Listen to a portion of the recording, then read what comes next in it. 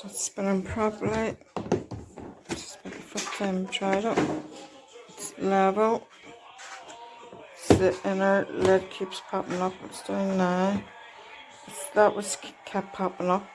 I don't know what the burning smell is, but right, just unspin and put it on for 5 minutes. It's not spinning. No, it's definitely not spinning. It just smells like a burning smell.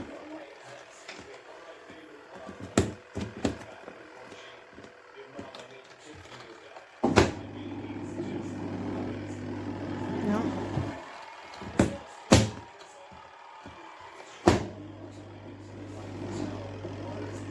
I'll leave it for 5 minutes, turn it off.